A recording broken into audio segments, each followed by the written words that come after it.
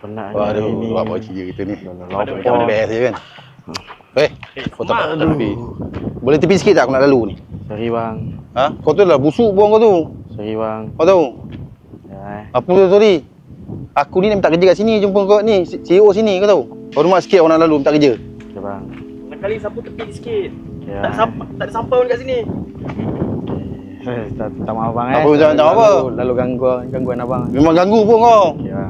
Tak maaf bang Pergilah kau. Bang, apa ni bang? Saya terlanggar sikit je bang. Kenapa sampai nak sepak-sepak saya punya kerja bang? Padan muka kau. Kau. Kau kena ingat sikit, aku berdua ni minta kerja sini tau.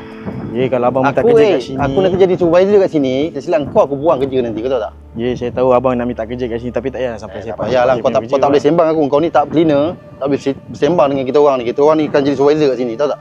Saya kerja cara halal bang. Abang halal, datang dah lah sini sampai kerja nak sepak-sepak busuk. macam Dah ni bang.